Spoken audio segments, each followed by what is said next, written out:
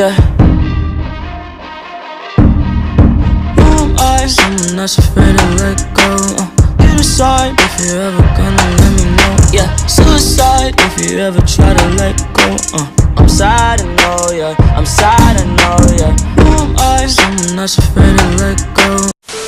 Bro, the question of the day on today's video is, in NBA 2K19, would you rather have parks or the playground? Make sure to comment that down below in the comment section, bro. I'm going with parks easily, but yeah, make sure to spam up parks or playground down below in the comment section. But a notification game shout out winner on today's video goes to Abstract Artist, bro. Shout out to you. You are the real MVP on today's video, bro. But yo, bro, if you want to win notification game shout out on the next video, make sure you go ahead and drop a like on the video, subscribe to notifications, and tell me you know the game down below in the comment section to be featured, bro. But hey, let's go ahead and get right into the video. Yo, bro, what's good, everybody? This is the cause, bro.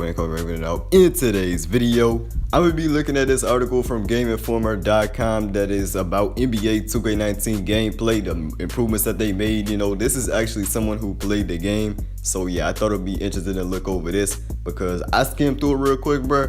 There's a lot of interesting things in here, yo. So yeah, but hey, real quick, I do want to just let y'all know that this is gonna be my first upload of the day. Yes, I'm daily uploaded today. Later tonight, I will have an NBA 2K18 video up. So yeah, bro, today we do get a double upload coming. But anyway, real quick before we do jump into the video, make sure you go ahead and drop a like for me, yo. That would mean a lot if y'all can do that right now. Let's go for 40 likes on today's video, bro. And also, if you are new, bro, and you haven't already, make sure you go ahead and subscribe and turn on notifications so you never miss any of my banger content, bro. And lastly, of course, make sure you go follow me on Twitter as well as Instagram. Stay up to date with everything that I do. But hey, let's go ahead and get right into the video. Now look, bro, in today's video, I'm only gonna be reviewing like the interesting part of this article, you know, because honestly, there's some things that no one cares about in here. But if you want to go read the full article for yourself, I will leave the link down below in the description so you can go check that out for yourself, bro. But hey, first thing I want to talk about right here is the takeover system. So let's look at this real quick. Now the takeover system is basically how your player gets hot. You know, when you get the fire logo by your name, you know, maybe you're just balling with LeBron, you got like 30 points on somebody's head, you'll have the fire logo by your name. Yeah, that's what I'm talking about. And this right here is based off your archetype to like get you hot. So let's say you're a playmaker, you need to be doing dribble moves and passing the balls to your teammates. That's what you need to do to get the takeover if you're a playmaker. And if you're a sharpshooter, you can just get high from the three-point line and you can get the takeover. According to this article, there's actually a takeover meter. So you're gonna be able to see how close and how far away you are from unlocking that takeover. So basically, whatever your archetype is, you play your role with that archetype. It will continue to build up on that takeover meter, and eventually once you do max out that takeover meter, you will get the takeover. And also, according to this article, once you do unlock that takeover and once you like max out the takeover meter, there's gonna be a fire logo that pops up by your name. So that's when you know you have the takeover. And yeah, once you get this takeover, you apparently get a new tier of special animations and badges that go with your archetype. Now this right here is kind of weird because I don't think he knows what he's talking about. I think he means you just like your animations work more. I think that's what he's trying to say, because you already have all the animations in the game, you know, at your access, and you can get all these badges and all that, you know. I think he just means you can reach a new tier with all your badges, or maybe something like that. But yeah, he's saying like a playmaker like Rajon Rondo, once he gets on fire like this with the takeover, his badges like Ankle Breaker, Dimer, Flashy Passer, and Lob City Passer, all of those badges right there are apparently going to get a boost or something. And also, if you're a playmaker and you get this, you're going to be getting way more ankle breakers, because in the actual game, it is kind of hard to get ankle breakers. A lot of people that did play the game did say that it is hard to get ankle breakers, but Mike Wang, the gameplay director, did say himself that once you get the takeover, you're going to be getting a lot more ankle breakers if you have that playmaking archetype. But anyway, off rip, most of y'all who play NBA 2K17, this is going to sound familiar to you, and this is because it's basically the same thing as the Grand Badge, but everyone has access to it. You know, everybody can get this takeover. It's not a badge.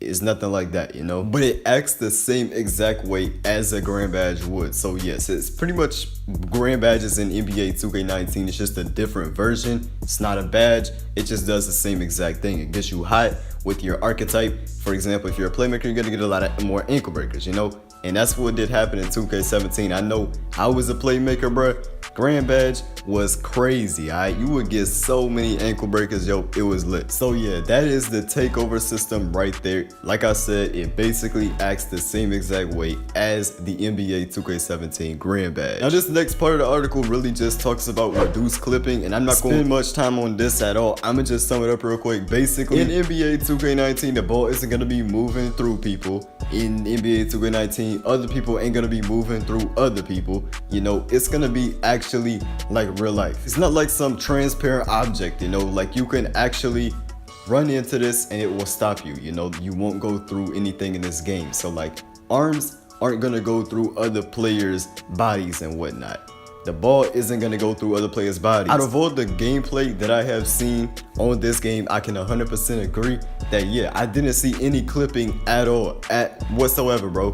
There was no clipping that I saw from any gameplay. So yeah, that is a huge improvement in NBA 2K19 that has been made. The next part of this article does talk about how there is a brand new rebuilt stealing system. Now, basically in 2K, the stealing has always been off, you know. You could reach in and be perfectly reaching in, but you'll get a reach in foul or something, or you would hit the ball but just nothing would happen to the ball. And also in this game, when people start over dribbling, you're gonna notice that it is insanely easy to steal the ball. You know, they made it that way this year. So yeah, if anybody over dribbles, just reach in and you're probably gonna get a steal off of it. Now, one thing I am worried about with this though, that they didn't clarify in this article at all, is if you start spamming that X or square button, you know, to get a steal, whatever console you on, if they start spamming that steal button, are they gonna get punished for that, or are they gonna actually, you know, keep getting in position to get a steal every time? Because that is definitely something to worry about right there, because it may be way too overpowered to the point where people who just spam X get rewarded, and you shouldn't be rewarded for just tapping a button real fast. Nah, fam. If you reach, you should be definitely to the point where you're out of position, because, you know, you're vulnerable. So you should be vulnerable when you do reach. Let's say I reach on this kid, alright? And he does a crossover as soon as I reach, so I'm out of position. I shouldn't be able to just reach again and then get that ball. No, that's not how it should work, because I just reached for the ball once. He should be able to just get right by me because I'm out of position. No, he just killed me because he did a crossover as soon as I was about to reach for the ball. So he should get rewarded for that, you know? But yeah, in NBA 2K19, bro, there is a rebuild stealing system. I just hope it's not too easy. And I also hope that it isn't able to be spammed. Now this next part talks about returning skill to one-on-ones. Now this part, I like this part, yo. I like this part a lot. Basically what Mike Wang is saying in this part of the article, he does have a quote from Mike Wang. Mike Wang is basically saying that the skill gap is increased this year in one-on-ones. So let's say this dude who guarding you, he's trash, he doesn't know what he's doing. You're going to score on him literally almost every single time because he's trash, and they aren't rewarding trash players this year. Thank you, Mike Wang. This quote here from Mike Wang says it's all about matching your stick to where the guy is trying to get to. That's where you'll get the set-offs, the brick walls. You'll get blow-bys if the guy's stick is the wrong way. Perfect. Thank you. We needed this. And it actually reminds me a ton of NBA Live's defense, because you can bump people if you predict what direction they're going in. But if you commit too hard, then you can get your ankles broke because you might go to the wrong direction, you know? Also, when it comes to contesting shots, the skill gap has increased in that aspect as well. The automated contest system is gone. This way, defenders have to play right stick defense, or they just gotta jump and press the block button. Also, on the offensive end, bro, the dribblers, they got some new things to do, alright? So apparently flicking the stick is gonna activate a signature walking size up. And also Mike Wang did say that good ball handlers are gonna find NBA 2K18 a lot more responsive and fluid in terms of branches and combos. Yes, there would be a lot of times in NBA 2K18 that my dribble moves just felt very delayed. And also sometimes when I would be dribbling, you know, just doing my thing, I would just get this random move out of nowhere, like my player's just walking towards the basket. I think that's what a walking size up is, I'm not too sure. But yeah, my player would just be walking towards the basket, have his back bent over, you know, he's just dribbling, like doing some random moves, and they're insanely slow, and it throws off my moves completely. You know, I was just trying to do a momentum crossover behind the back, and y'all give me this. Like, what? Come on now. But yeah, in NBA 2K19, that is supposedly not gonna happen, so that is good, yo. Thank you, Mike Wang, for these amazing improvements. Now right here, bro, this might be the favorite thing, my favorite thing on this list right here. This is unique street ball moves, exclusive street ball moves for those playing the park or the blacktop. This is finna be crazy, alright? So basically, they brought in these street ball players to motion capture some street ball moves into the game. So we're gonna be having nutmegs and wrap around the head and stuff like that. It's gonna be crazy. Now the only thing that I am worried about with this is the nutmeg is like a very canned animation that you just cannot get out of. Once that player activates that nutmeg move, you're locked in. Like, you can't do anything. You're locked in that animation and you're done. So the person you're guarding is just spamming this nutmeg every single possession, and you can't do nothing about it. You know, you're just getting blown by like it's NBA 2K18. So yeah, I just hope it isn't a canned animation, a locked in animation. I hope that you can actually, you know, press X or square and you can actually steal the ball if they do try to throw it between your legs. Now this next part of the article talks about shot meter improvements with the new shot meters, the layup meter, and improvements in the shot feedback system. Now I talked about all of this in a past video. I talked about all this in my last video actually. So if y'all want to see that, go to that video. Yeah, and everything, all the information is there about the shot meter improvements. Also, paint defense is very improved this year. That's what this entire section of this article talks about. Basically, it ain't gonna be so easy in the paint, bro. You ain't just gonna be getting these easy dunk animations every single time. If they play good paint defense, they're gonna get rewarded for playing that good defense, unlike how it was in NBA 2K18. Also, another thing, it's gonna be a lot more responsive. So let's say you're in the paint, someone from about, let's say 10 feet away, you know, jumps and tries to contest your layup that you go up with.